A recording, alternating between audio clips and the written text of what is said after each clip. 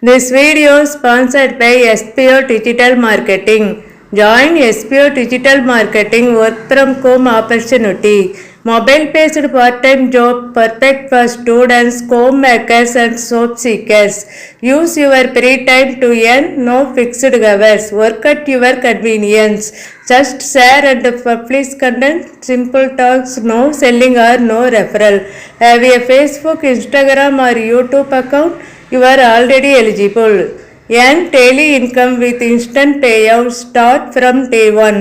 Send your name and qualifications and WhatsApp 999410460 and get full details instantly. Skip பண்ணாதீங்க, பெரிய தப்பு. தினம் 300 ரூபாய் சம்பாதிக்க அரிய வாய்ப்பு. இன்ஸ்டாகிராம், ஃபேஸ்புக் பயன்படுத்த தெரிந்தால் போதும். Content post and content publishing மூலமா தினம் 300 ரூபாய் சம்பாதிக்கலாம். இந்த வேலை செய்ய 5 நிமிடம் போதும். Work training support, group communication support, all language customer live chat support, முக்கியமா சொந்தமா ஒரு பிசினஸ் ஸ்டார்ட் பண்ற அளவுக்கு உங்களால கற்றுக்கொள்ளவும் முடியும், சம்பாதிக்கவும் முடியும். இந்த வேலை வாய்ப்பு வழங்குவது 5 வருடத்திற்கு மேல ரன் ஆகிட்டு இருக்க நம்ம தமிழ்நாட்டு company school of business organisation private limited. மேலும் விவரங்களுக்கு டிஸ்கிரிப்ஷன்ல கொடுத்திருக்க நம்பருக்கு வாட்ஸ்அப் பண்ணுங்க.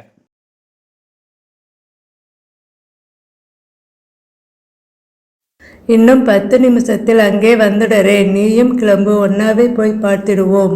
கொஞ்சம் சீரியஸ் ஒன்றுதான் டாக்டர் சொன்னார். உத்தமன் போனை வைத்து விட்டான். இவன் மனம் அடித்து கொண்டது. பாவம் சங்கரன், அவனுக்கு இப்படி வந்திருக்க கூடாது. காரியாலயத்தை விட்டு 1 மணி நேரம் முன்னாடி வெளியில் போக அனுமதிக்காத கடிதம் எழுதி கொண்டிருக்கையில் மீண்டும் மீண்டும் உள்ளே மின்வெட்டும் அந்த முகம், நிர்மலமான முகம் என்றெல்லாம் வர்ணிக்க முடியாது. காந்த கவர்ச்சி இருப்பதாகவும் சொல்ல தெரியவில்லை. ஆனால் அந்த கண்களுக்குள் உள்ளடங்கி நிற்கும் ஒரு தனிய பாவம். நீயாவது இறங்க மாட்டாயா என்று கேட்காமல் கேட்கும், நோவை மென்று தின்னும் மௌனப்பார்வை. எந்த கோணத்தில் அந்த முகத்தையும் அவன் இந்நாள் வரையுள்ள வாழ்க்கையையும் பார்த்தாலும் அவனை துஷ்டன் என்று யாருக்காவது சொல்ல முடியுமா? ஆனால் இப்போ கொஞ்ச நாட்களாக ஏன் இந்த விச் ஹண்டிங், சாதா நாயை வெறிநாயாக்கி வெட்டுவது போல் தன் வேலை தொந்தரவுகள், உள்ளூர் வெளியூர் பயணங்களின் இடையில் வாசிக்க நேரம் கிடைப்பதே ரொம்ப அரிது. அப்படி இருந்தும் இந்த சங்கரன் எழுத்துக்கள் மீது என்னவோ தெரியாத ஒரு மயக்கம். படித்தவை மிகச் சொற்பமே. ஆனால் அவன் பெயரில் வெளியாகிறவை எல்லாவற்றையும் உடனுக்குடன் வாங்கி வைத்து விடுவதுண்டு. சாவகாசம் கிடைக்கும்போது புத்தகம் கையில் இல்லாமல் இருந்துவிடக்கூடாதல்லவா? உத்தமன் கேலி செய்தான். ஏண்டா மாணிக்கம், உனக்கேன் இந்த அசட்டுத்தனம்? அந்த சங்கரனை எனக்கு பெர்சனலாக தெரியும். வெறும் சென்டிமெண்டல் டைப். சொந்த வாழ்க்கையில் நடந்ததையெல்லாம் ரொமான்டிக்காக எழுதுறான். இந்த பேய் தலையில் தூக்கி வச்சுக்கிட்டு அவனிடம் தற்கப்பதில்லை. ஒன்றை பிடிக்கிறது, பிடிக்கவில்லை என்பதற்கு காரணங்கள் சொல்லி நிரூபித்தே தீர வேண்டும் என்பது நியதியா? உத்தமனுக்கு பிடிக்காமல் போனதற்கு அவன் வெறுப்பிற்கு 1000 காரணங்கள் சொல்ல இருக்கலாம். தனக்கு பிடிக்க காரணம் இதுவென்று சுட்டிக்காட்ட ஒன்று கூட இல்லாதிருக்கலாம். ஆனால் பாவி மனசுக்கு பிடிச்சு போய்விட்டதே. உத்தமன் சிநேகிதன் என்பதால் அவனுக்கு பிடிக்காது. தனக்கு பிடிச்சதெல்லாம் அவனுக்காக விட்டு கொடுத்து விடுவதா?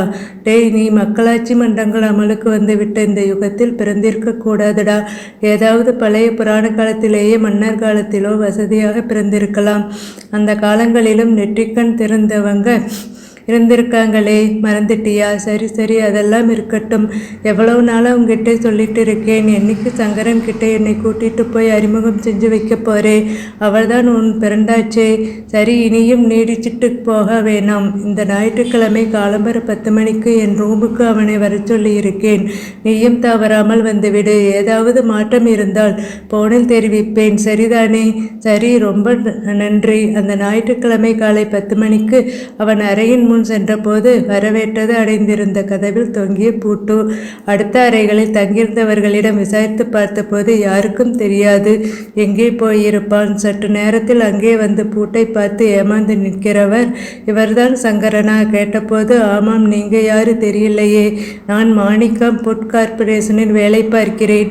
நான் உங்களுடைய ஒரு வாசகன். உத்தமன் என்னை பற்றி சொல்லியிருப்பாரே. இல்லையே, அவன் பத்திரிகையில் ஏதோ ஒரு புது அம்சம் தொடங்கப் போவது பற்றி என்கிட்ட டிஸ்கஸ் பண்ணணும். 10 மணிக்கு ரூமுக்கு வர முடியுமான்னு கேட்டிருந்தான். அதுதான் வந்தேன்.